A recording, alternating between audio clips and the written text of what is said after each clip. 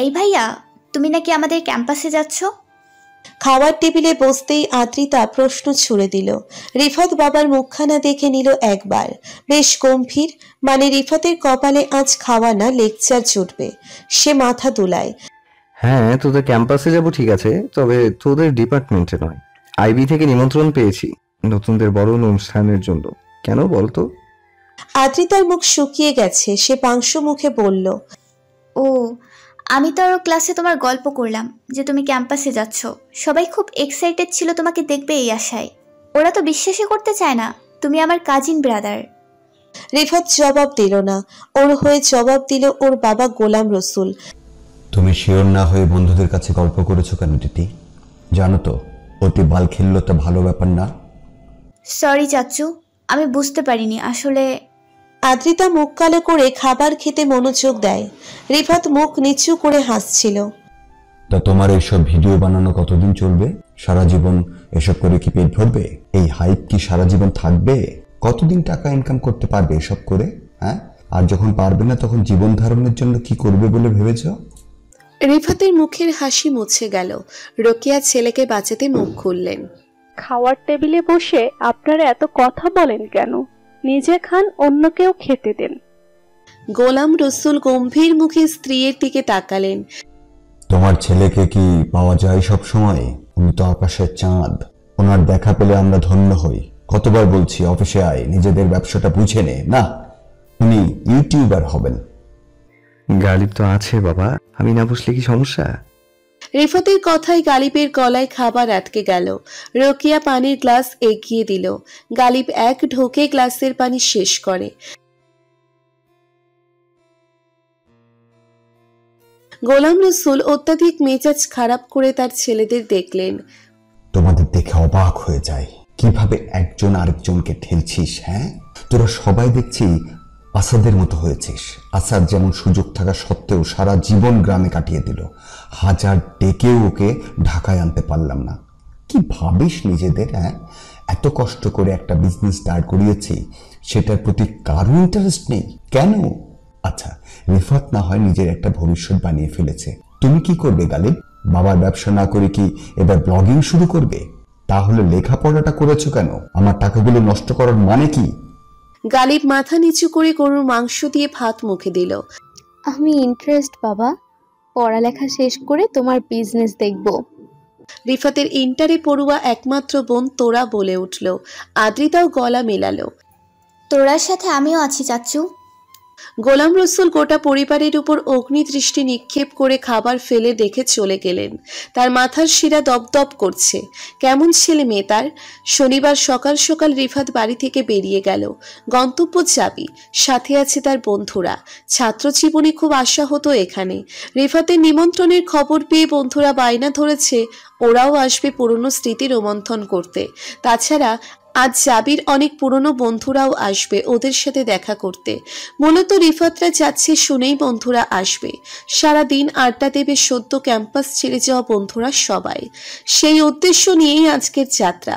ফুয়াদের এত সকালে ঘুম থেকে ওঠার অভ্যেস নেই, তাই গাড়িতে উঠেই সে ঘুম দিয়েছে। হাফিজ ফুয়াদকে চিমটি কাটে। এই ওঠ, এত ঘুম কিসের তোর? এতদিন পর বাইরে বেরিয়েছি, গল্প করবে তা না উনি ঘুমাচ্ছেন। ওঠ বলছি। মামা, ভোরের দিকে ঘুমাইছি, ঘুমোতে দে না। ঘুমের মধ্যেই জবাব দিল ফুয়াদ। কেন, বউ তো নাই তোর? তাহলে সারা রাত কি করছস? ল্যাপটপে কাম সারছস নাকি? বাকিরা হাফিজের কথায় হাসলো। ফুয়াদ বাধ্য হয়ে উঠে বসলো। তুই শালা সবসময় এইসবই ভাববি। বিয়া ফরজ হয়ে গেছে তোর জন্য। আন্টিকে বলতে হবে তাড়াতাড়ি তোরে বিয়ে দিতে। হাফিজ বিয়ে ছাড়াও বিন্দাস আছে, তাই না রে হাফিজ? নিয়াজ রহস্যময় হাসি দিল। মিনহাজ নিয়াজকে গুঁতো দেয়। আমার হিসু লাগছে, আপাতত বোতলে কাম সারতে চাই। ওই নিয়াজ, তোর পাশে ফাঁকা বোতল দেখতেছ, ওইটা দে। নিয়াজ মুখ বিকৃত করলো। সি মামা, কি সুন্দর রোমান্টিক আলাপ চলছে, এর মধ্যে তুমি বাম হাত ঢুকাইয়া দিলে তো আনহাইজেনিক কইরা। তুই খাওয়ার আগে হাত ভালো মতন ধোস। তোর খাওয়ানোর ভিডিও দেখলে এমন খালি মনে হয় তুই বাথরুম কইরা হাত না ধুয়ে খাইতে বসছিস। ইয়াক। আবারও হাসির রোল।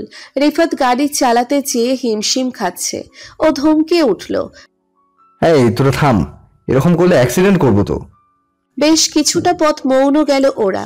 এরপর হাফিজ জানতে চাইল, রিফুর ভিডিও আসছে না অনেকদিন ধরে, কি ঘটনা রে রিফু? তোর নেক্সট ভিডিও কবে আপলোড হবে? জানি না রে, সেরকম মজার টপিকস পাচ্ছি না, পেলে তো ভিডিও দেখতে পেতি। বলতে বলতে মনটা খারাপ হয় রিফাতের। আসলেই কিছুদিন ধরে কন্টেন্ট পাচ্ছে না সে। অজানা কারণে ভিডিও বানানো হচ্ছে না। ও তো মনে মনে ভেবে রেখেছে আজ জাবিতে গিয়ে কন্টেন্ট খুঁজবে, তবে সে কথা আর বন্ধুদের সাথে শেয়ার করলো না। বিশেষ অতিথি হিসেবে মঞ্চে ডাক পাওয়ার আগেই সারপ্রাইজ হয়ে গেল রিফাত। শোভা শেখ নামে যে মেয়েটা তসলিমা ডাস্টিনের এমন ভেঙে চুরে কেউ ভালোবাসেনি আগে। আবৃত্তি করলেন তাকে অবিকল মেঘার মতো লাগে রিফাতের কাছে। আশ্চর্য বিস্ময় দিয়ে শোভাকে দেখে রিফাত।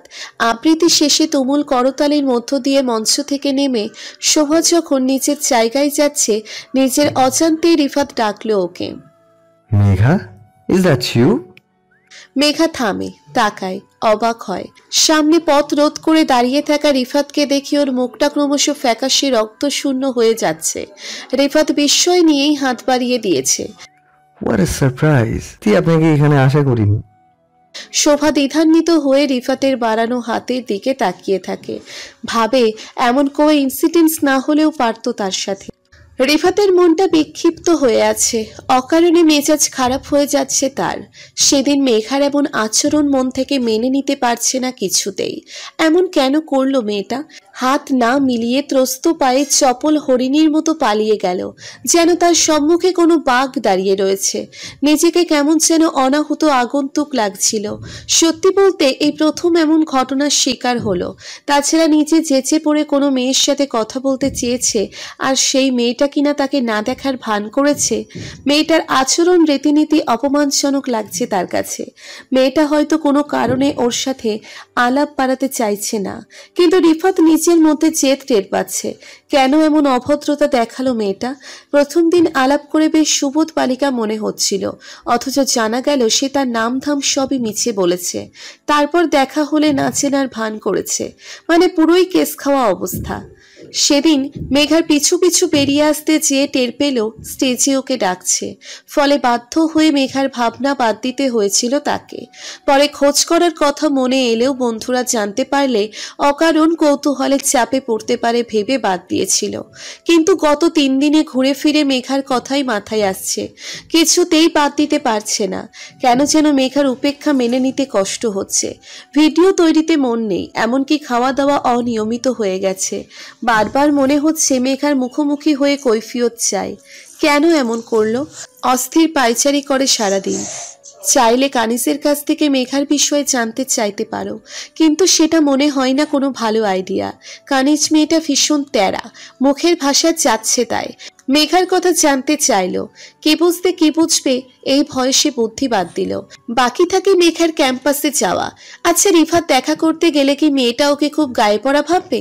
এমনিতে পজিটিভ ছেলে রিফাত, সহজে রেগে যায় না, অথচ এখন অকারণে রেগে যাচ্ছে। তোরার সাথে রাগ দেখিয়ে ফেলছে, মায়ের সাথে গম্ভীর হয়ে থাকছে। রিফাত বুঝতে পারছে মেঘার উদাসীনতায় ওর পৌরুষে আঘাত লেগেছে। ঠিক যেন নেওয়া যাচ্ছে না। মেঘার এমন ব্যবহারের কারণ কি সেটা না জানা পর্যন্ত স্বস্তি পাবে না। তাই ঠিক করেছে ও একাই জাবিতে আসবে মেঘার সাথে কথা বলতে। তাতে যদি ওকে বেহায়া বা গায়ে পড়া ভাবে ক্ষতি নেই। মেঘার খোঁজ বের করতে খুব বেশি কষ্ট করতে হলো না রিফাতকে। ওর মতো ইউটিউব সেলিব্রিটিকে সহায়তা করতে সকলেই রাজি। একজনকে ডেকে বলতেই সে মেঘাকে ডেকে দিল। মেঘা আসার ফাঁকে রিফাত লুকিং গ্লাসে নিজেকে দেখে নেয়। সিল্কি চুলগুলো ব্যাক ব্রাশ করে শার্টটা আরেকবার প্যান্টের মধ্যে গুছিয়ে নিল।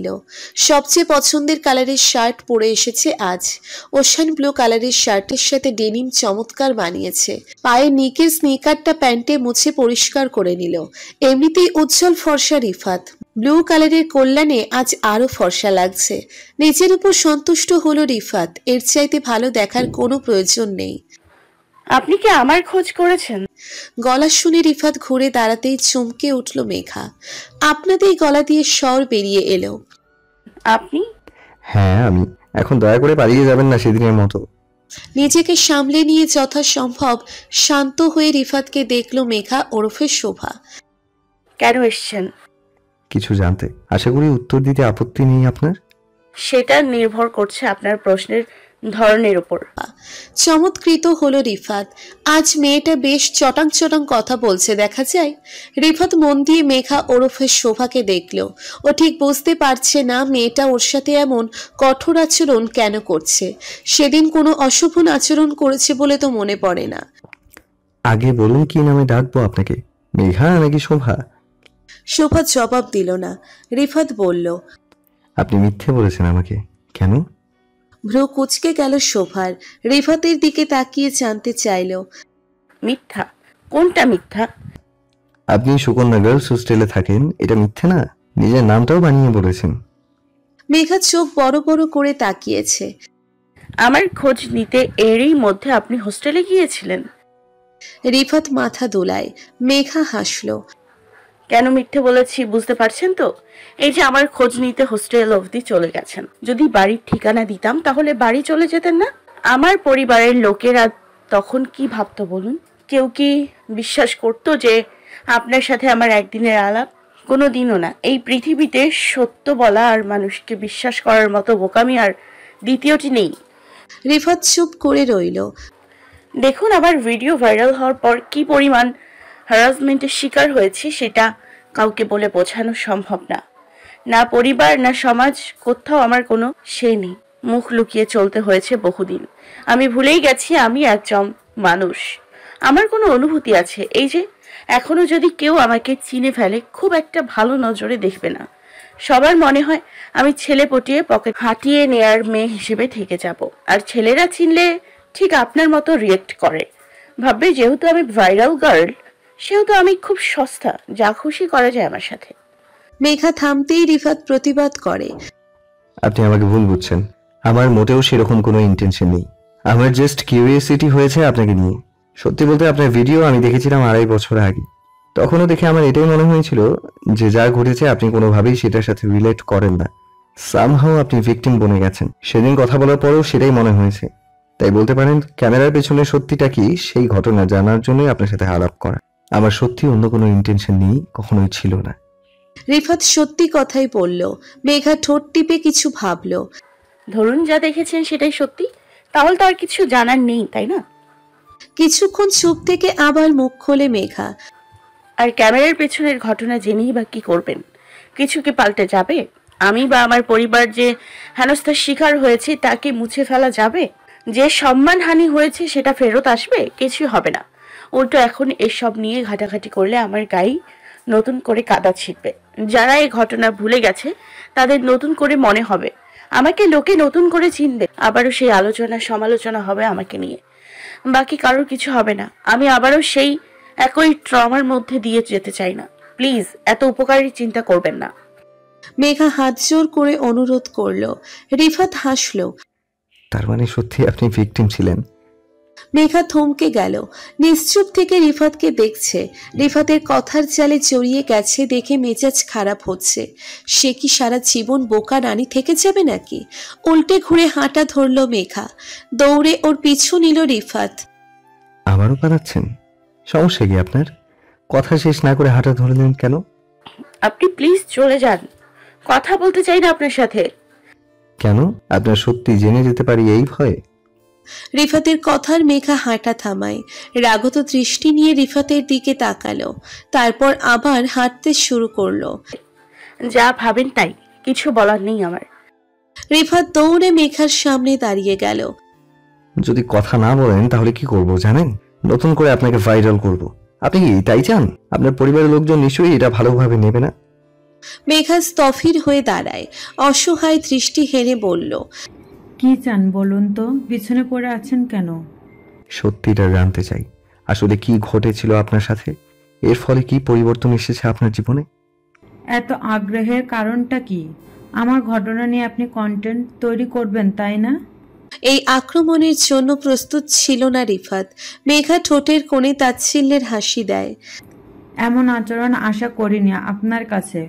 অন্তত আপনাকে বাকিদের থেকে আলাদা মনে হচ্ছিল। সে আপনিও দেখা যাচ্ছে বাকিদের মতো। আসলে কি জানেন, পৃথিবীটা এমন হয়ে গেছে, সবাই নিজের বাইরে আর কিছু। শেষ করতে পারে না মেঘা ওরফে শোভা।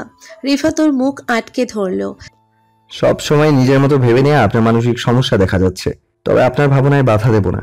সে আপনি যা খুশি ভাবতে পারেন। এটা একটা ব্যাপার কি জানেন, আপনার সাথে যদি অন্যায় হয়ে থাকে তাহলে তার প্রতিবাদ করা উচিত। ওই যে বলে না, অন্যায় যে করে আর যে সহে দুজনই সমান অপরাধী। আপনি অন্যায় না করে অপরাধী হয়ে বেঁচে আছেন, এটা তো উচিত না। কি করব তাহলে? জনে জনে বলে বেড়াবো যে এই কাজ আমি করিনি? কেউ বিশ্বাস করবে বলে মনে হয়? আমার নিজের বাবাই মাই তো বিশ্বাস করে না, বাকিদের কথায় বাদই দিলাম।